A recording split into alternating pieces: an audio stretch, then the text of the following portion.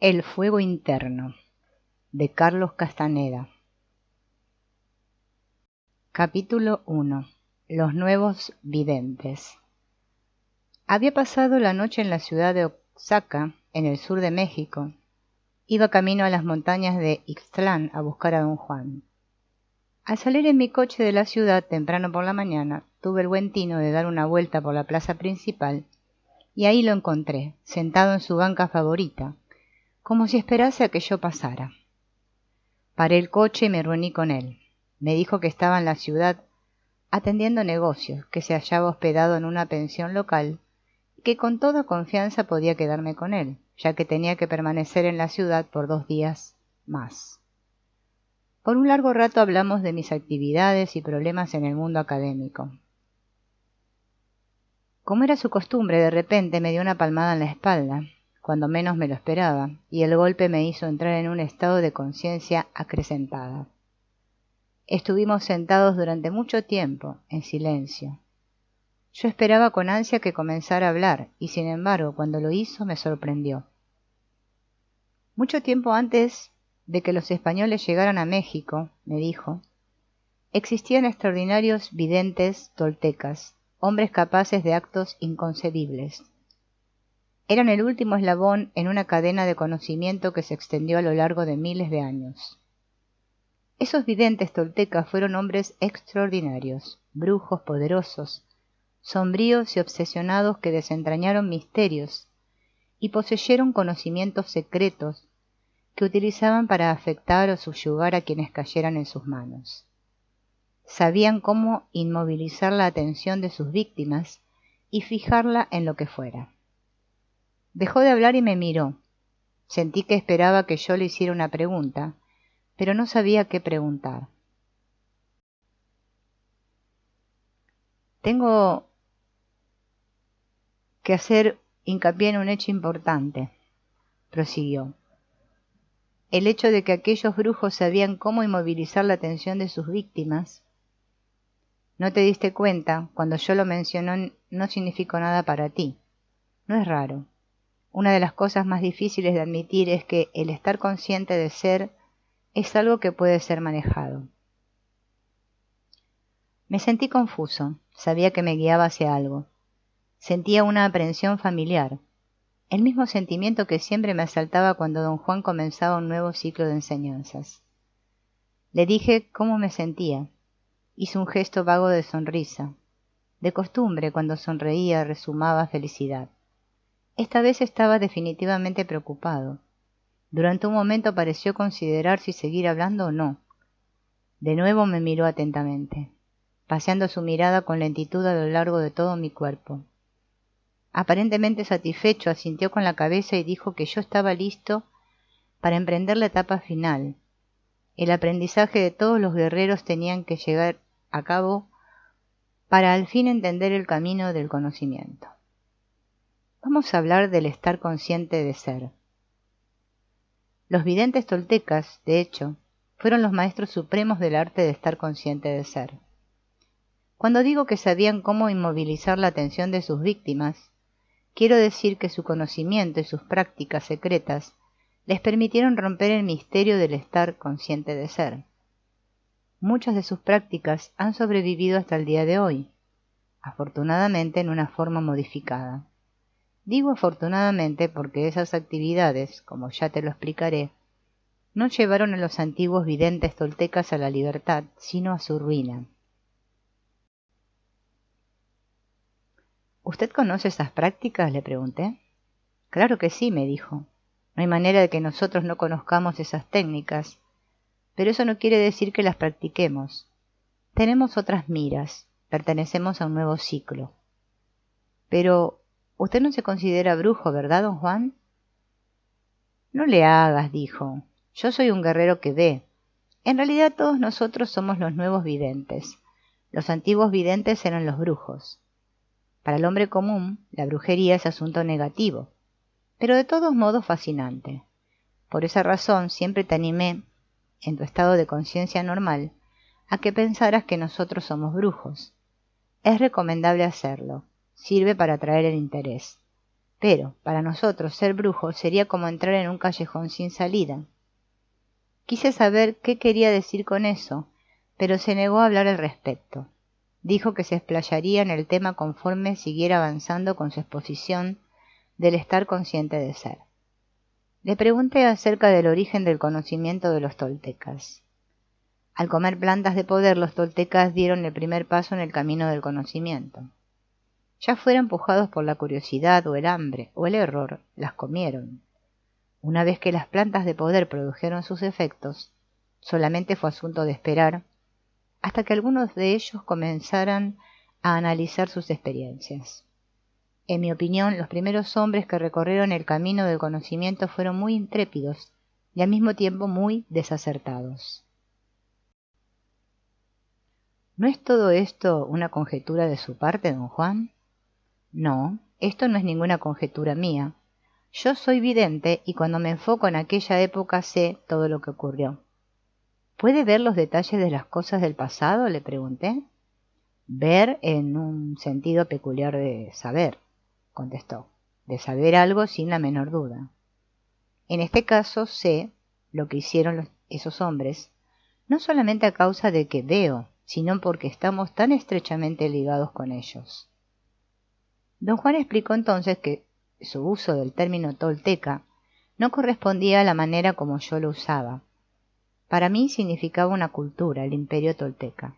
Para él, el término tolteca significaba hombre de conocimiento.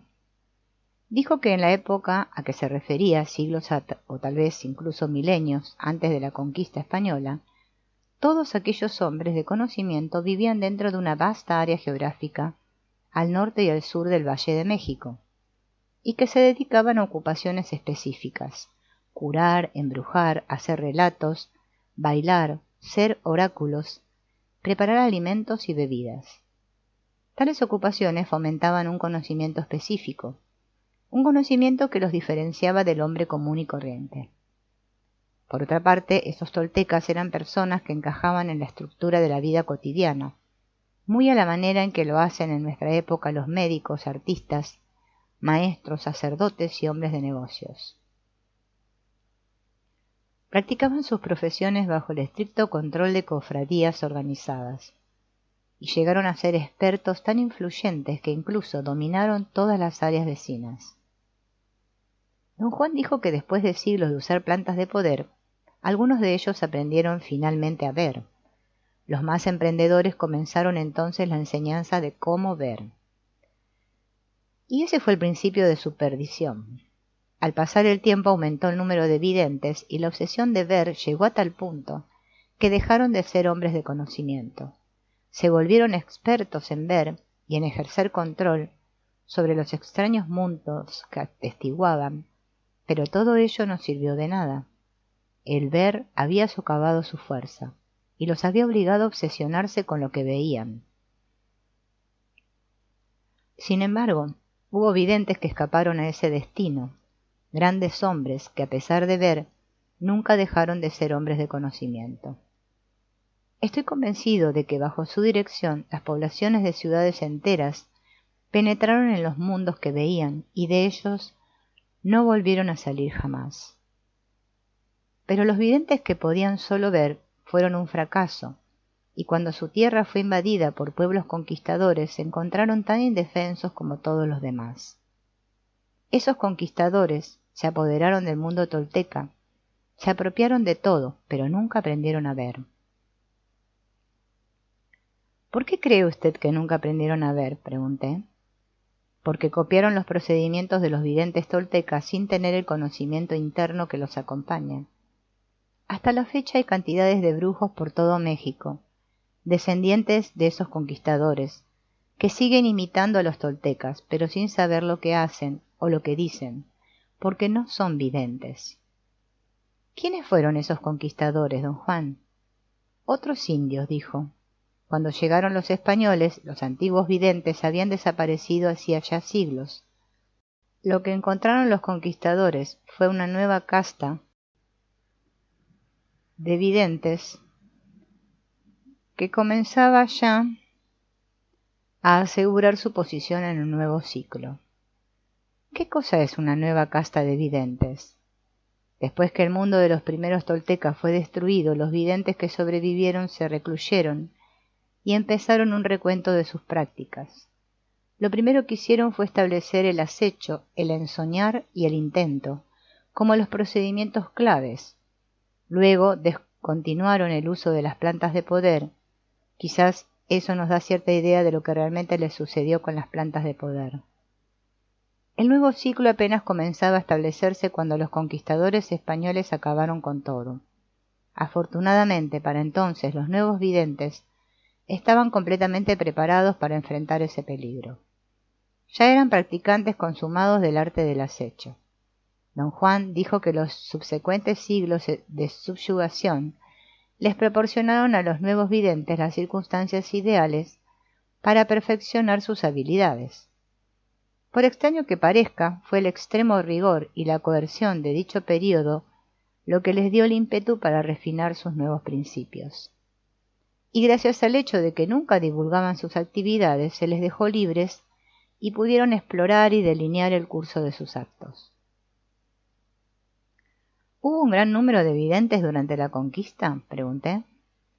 Al principio había muchos. En la época colonial solo quedó un puñado.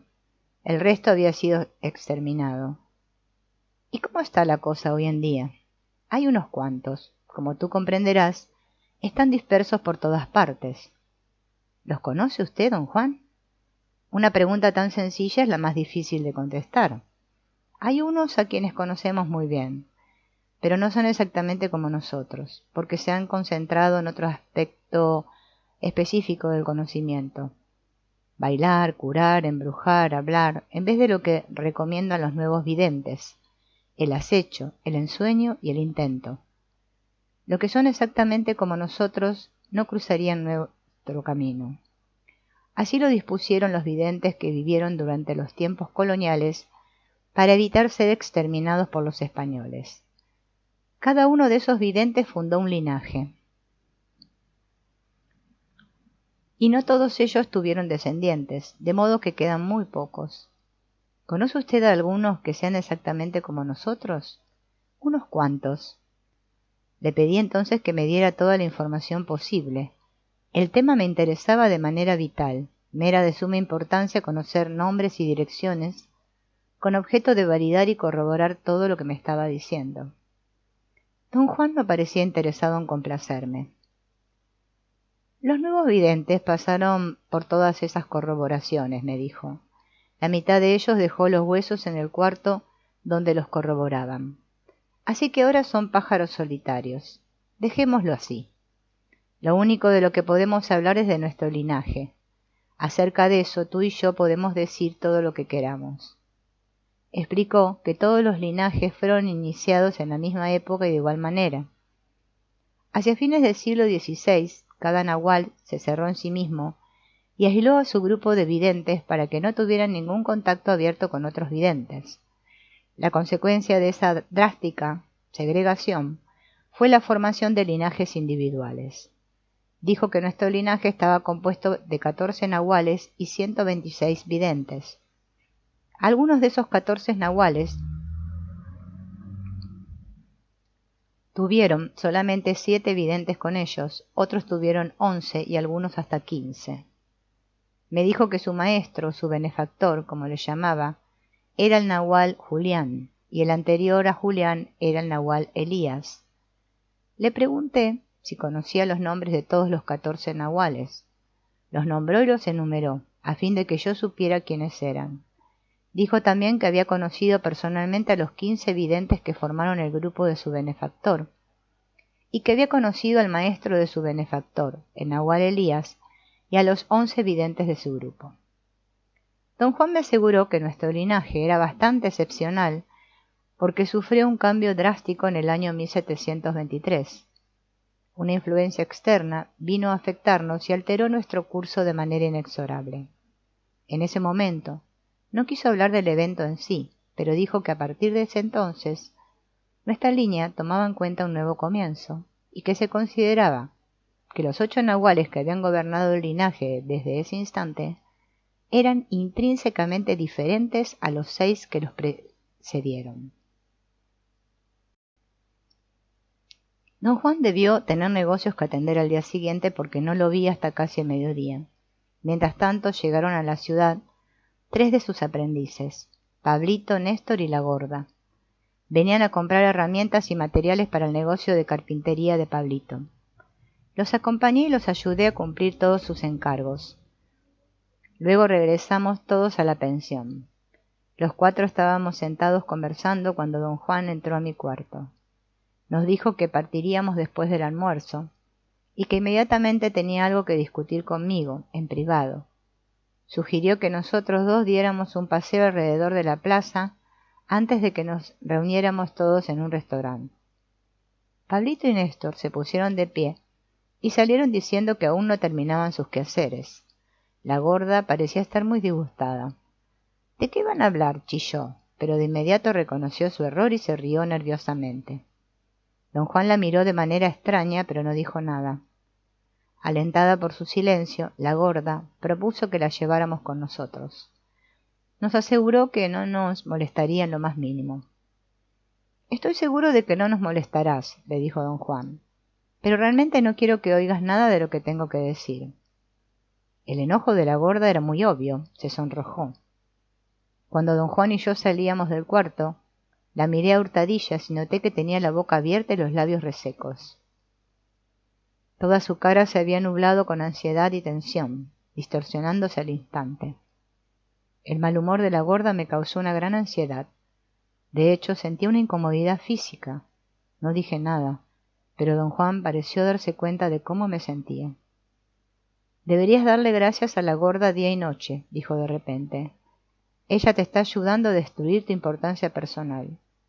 Ella es la pinche tirana en tu vida, pero aún no te das cuenta de eso».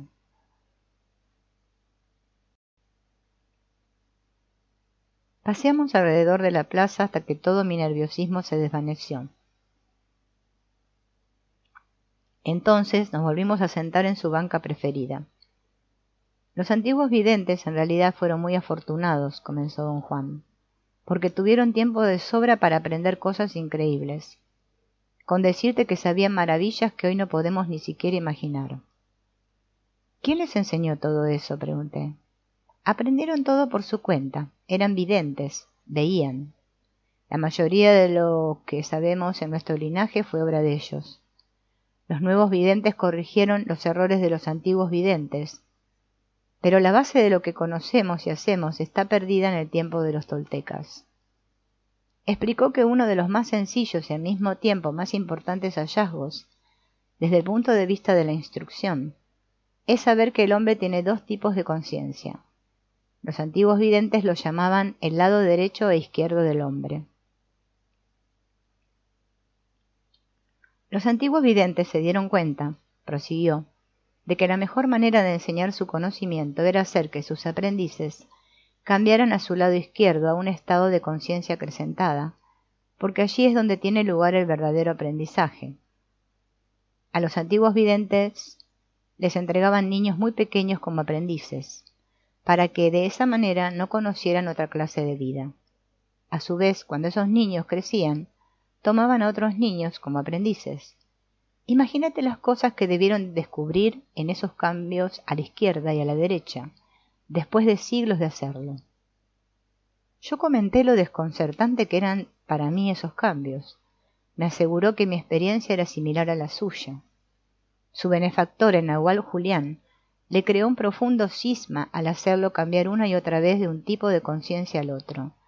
Dijo que la claridad y la libertad que experimentaba en estados de conciencia acrecentada estaban en completo contraste con las racionalizaciones, las defensas, el enojo y el miedo que eran parte de su estado normal. Dijo que los antiguos videntes solían crear esta polaridad para satisfacer sus propios particulares. Con ella obligaban a sus aprendices a lograr la concentración necesaria para aprender técnicas de brujería.